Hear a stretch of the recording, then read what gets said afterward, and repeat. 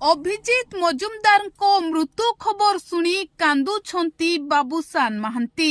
ଆଖିରୁ ଲୁହ ଝରାଇ ଭୋ ଭୋ ହୋଇ କାନ୍ଦୁଛନ୍ତି ବାବୁସାନ ମହାନ୍ତି।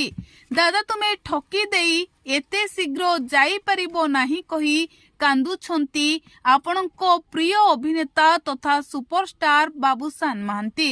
ଦର୍ଶକ ବନ୍ଧୁ, ଏବେ ହ୍ୟୁମାନ ସାଗରଙ୍କୁ ହରାଇଥିଲା ଅଲିଉଡ ଜଗତ।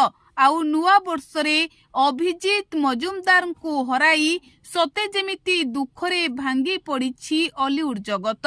ଆଉ ଏହାରି ଭିତରେ ଦାଦାଙ୍କ ମୃତ୍ୟୁ ଖବର ଶୁଣି କାନ୍ଦୁଛନ୍ତି ବାବୁସାନ ମହାନ୍ତି। ଦାଦା ତୁମେ ଏତେ ଶୀଘ୍ର ଯାଇପାରିବ ନାହିଁ, ଦାଦା ତୁମେ ଠକି ଦେଇ ଆମକୁ ଆରପୁରକୁ ଯାଇପାରିବ ନାହିଁ କହି ବାବୁସାନ ଆଖିରୁ ଲୁହ ଝରାଇ ଭୋ ଭୋ ହୋଇ କାନ୍ଦୁଛନ୍ତି। ଦର୍ଶକ ବନ୍ଧୁ, ବାବୁସାନ ଆଉ ଅଭିଜିତ ମଜୁମଦାରଙ୍କ ଭିତରେ ଥିଲା ଅତି ଘନିଷ୍ଠ ସମ୍ପର୍କ।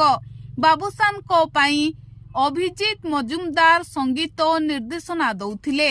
ଆଉ ଏହାରି ଭିତରେ ଦୁହିଁଙ୍କ ସମ୍ପର୍କ ବେଶ ଘନିଷ୍ଠ ହୋଇଯାଇଥିଲା।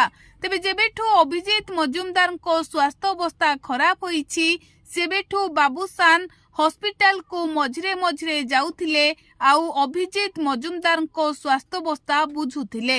କିନ୍ତୁ ଦର୍ଶକ ବନ୍ଧୁ, ବାବୁସାନ ମହାନ୍ତି ଜାଣିନଥିଲେ ଅଭିଜିତ ମଜୁମଦାର ଏମିତି ଅଚାନକ ସମସ୍ତଙ୍କୁ ଛାଡ଼ି ଆରପୁରକୁ ଚାଲିଯିବେ।